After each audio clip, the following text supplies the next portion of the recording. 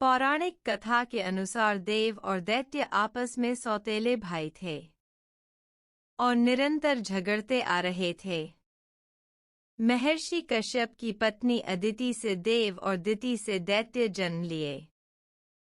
दिति की गलत शिक्षाओं का नतीजा और अदिति के पुत्रों से अपने संतान को आगे बनाने की होड़ में दैत्य गलत दिशा में चले गए और देवताओं के कट्टर शत्रु बन गए। युगों तक लड़ते रहे, कभी दैत्य तो कभी देवताओं का पल्ला भारी रहता था। दोनों देव और दानव तपस्या करते थे, दान पुण्य आदि श्रेष्ठ कर्म करते थे।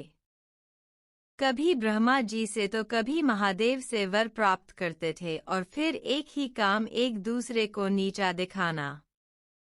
निरंतर लड़ाई झगड़े से देवता दुखी हो गए। तब देवताओं ने ब्रह्मा जी से प्रार्थना की कि वो कुछ करें। ब्रह्मा जी ने देवताओं को सागर मंथन की बात कह और उससे अमृत प्राप्त होने की बात बतलाई, जिसे देवता पी लें तो वो दानवों के हाथ मृत्यु को प्राप्त नहीं होंगे।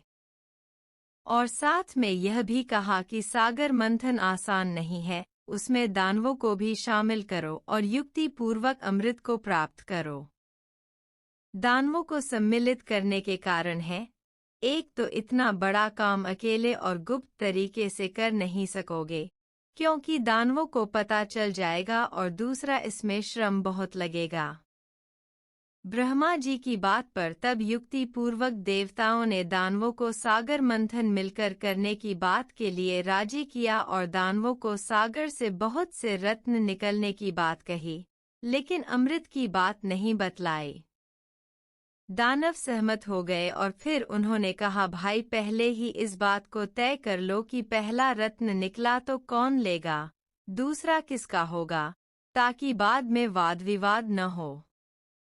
देवता थोड़े घबराए कि कहीं पहली बार में अमृत निकल गया और दानवों के हाथ लगा गया तो।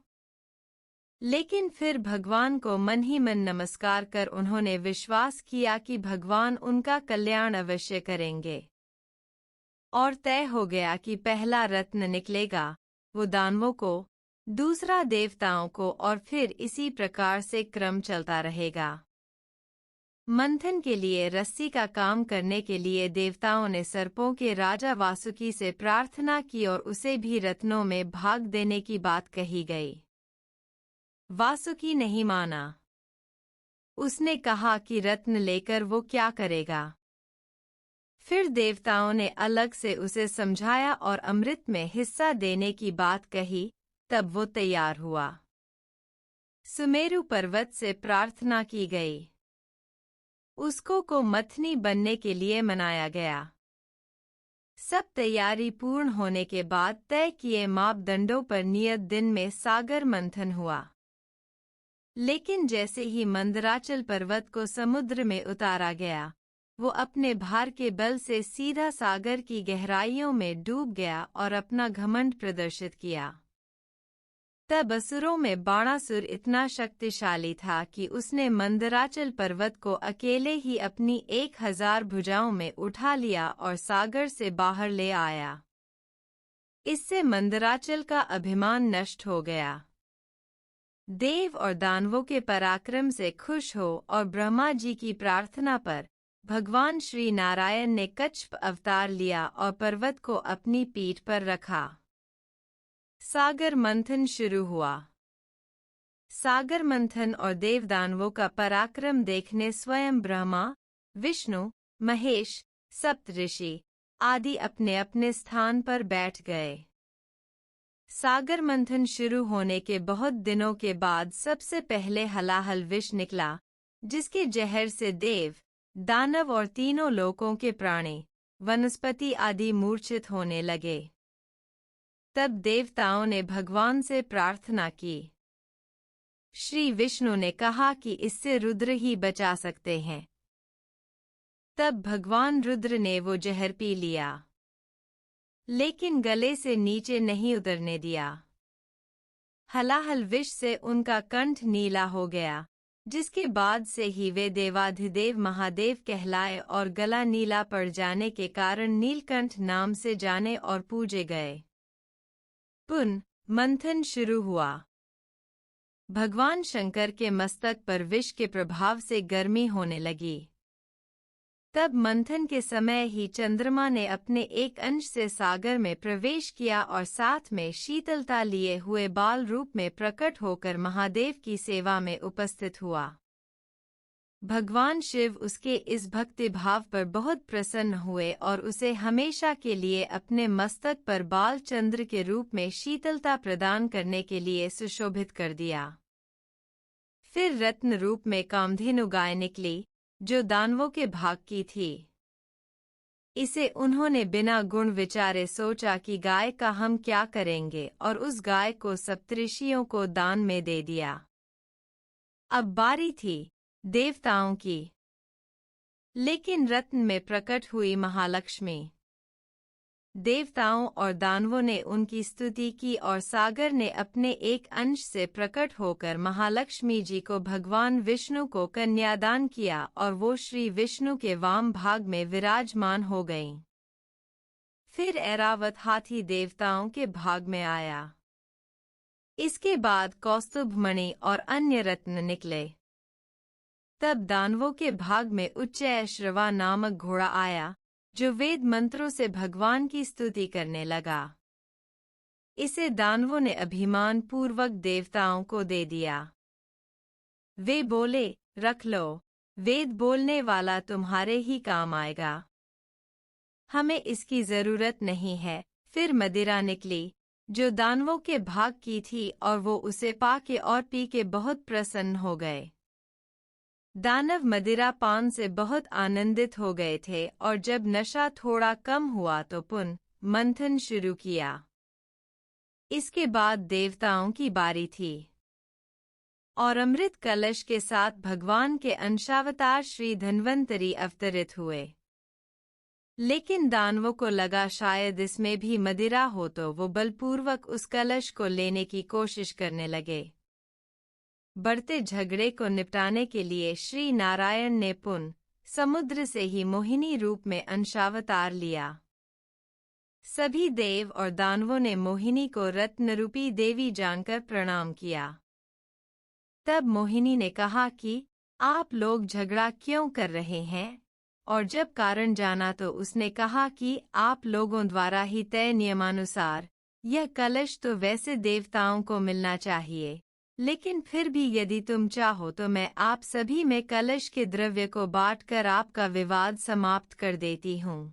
देवता समझ गए कि भगवान हैं और उनकी सहायता के लिए आए हैं। सबने मोहिनी के मीठे वचनों को मान लिया। मोहिनी ने सभी को कहा कि वो पंक्ति में बैठ जाएं। तब देव दानवों को अलग पंक्ति में बैठाकर कलश के द्रव्य को, जो अमृत था पर दानव उसे मदिरा समझ रहे थे, मोहिनी ने कहा, देवताओं की पंक्ति से आरंभ करूंगी, क्योंकि आप लोग एक बार द्रव्य का पान कर ही चुके हो। और यह कहकर देवताओं को बांटना शुरू किया। दानवों में एक को नशा कुछ कम सा हो गया, तो वो फिर से मदिरा पीने की चाहत में चुपके से देवताओं की पंक्ति में अंतिम स्थान पर बैठ गया और उसे भी अमृत मिल गया। सूर्य और चंद्रमा ने इस बात की शिकायत भगवान विष्णु से कर दी। तब उन्होंने उस दानव पर छल करने का दंड देने के लिए चक्र से प्रहार कर दिया, और उस दानव का सर कटते ही भगदड़ मच गई, लेकिन वो दानव अमृत पान के बाद भी जीवित रहा। सभी दानव बोले, क्या हुआ, क्यों हुआ, कैसे हो गया? श्री हरि का चक्र प्रहार दानवों को यह बतलाने के लिए था कि धोखे से इस दानव ने अनाधिकार पूर्वक द्रव्य पान किया था। जब मोहिनी बांट रही थी तो धैर्य रखना चाहिए था, तथा अमृत पान के बाद देवता अब दानवों से ज्यादा शक्तिशाली हो गए हैं। अब दानव ईर्ष्यावश देवताओं से अकारण झगड़ा न करें। जिस दानव ने वेश बदलकर अमृत पान किया, वो गलत था, क्योंकि तय मापदंडों के आधार पर अमृत पर देवताओं का अधिकार था। उसके बाद भी मोहिनी अमृत सबको बांट ही तो रही थी पंक्ति में एक तरफ से। दानवों को अब पता चला कि कलश में मदिरा नहीं बल्कि अमृत है। तब कुछ दानव मोहिनी से कलश छीन लेने के प्रयास में आगे आए। मोहिनी बचा हुआ अमृत कलश देवराज इंद्र को देकर चली गई और कहा, तुम लोग ही आपस में निपटारा कर लो। इधर उस दानव ने, जिसने अमृत पी लिया था, उसका सर राहु और धड़ केतु नाम से जीवित रहा और बाद में उसे छाया ग्रह के रूप में प्रतिष्ठित कर दिया गया। अमृत प्राप्ति के बाद वर्षों तक देवताओं का पल्ला भारी रहा और वो दानवों पर भारी पड़ गए। इस बीच देवताओं ने पुन तब्बल से शक्ति अर्जित की। तब दानव परेशान हो गए और उन्होंने अपने गुरु से पूछा कि गुरुवर, हम कैसे देवताओं को हरा सकते हैं? तब उनके गुरु ने कहा, देवता अमृत पान कर चुके हैं, उन्हें हराना बहुत कठिन है और एक ही उपाय है। अगर श्रेष्ठ ब्राह्मण का तेजस्वी पुत्र आपको सहायता करे तो देवताओं को हराया जा सकता है। उपाय जानकर दानवों ने सोचा, ब्राह्मण पुत्र भला हमारा काम क्यों करेगा?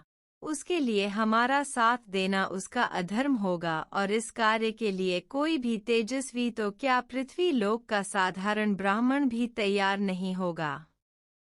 अगर हम बलपूर्वक कुछ करेंगे तो श्रेष्ठ और तेजस्वी ब्राह्मण हमारा ही विनाश कर डालेगा और कमजोर ब्राह्मण के पास हम गए तो देवता भी हंसी करेंगे और हमारी कीर्ति को भी धब्बा लगेगा। मंथन और चिंतन के दौर शुरू हुए दानवों के और वे सब एक निर्णय पर पहुंचे कि अगर हम अपनी कन्या का दान किसी श्रेष्ठ ब्राह्मण को दें तो ब्राह्मण को अवश्य स्वीकार करना ही पड़ेगा, क्योंकि ब्राह्मण श्रेष्ठ मर्यादा का पालन करने को बाध्य है। उसका पुत्र होगा, वो हमारा भांजा होगा और ब्राह्मण भी, उसे हम पालेंगे, शिक्षा दीक्षा देंगे, हमारे अनुसार चलेगा और जब मर्जी देवताओं से भिड़ा देंगे। तब एक दानव बोला, कन्यादान वाली बात ठीक है, पर दान कैसे दोगे? ये रीति तो हम दानवों की है नहीं। ब्राह्मण कन्यादान कैसे और क्यों स्वीकार करेगा? देवताओं वाले रिवाज हम कर नहीं सकते, क्योंकि वो हमारे अनुकूल नहीं रहे हैं। अन्य दानवों ने कहा, बात तो सही है, और निर्णय को सोच समझ करके लेने के लिए मीटिंग को दूसरे दिन तक के लिए टाल दिया। रात को एक दानव अपने घर में बहुत परेशान और उधेड़-बुन में था कि इस बात का हल कैसे दिया जाए। वो अपने परिवार में बैठा था। उसकी पत्नी और पुत्री ने चिंता का कारण पूछा, तब उसने उनको बात बतलाई।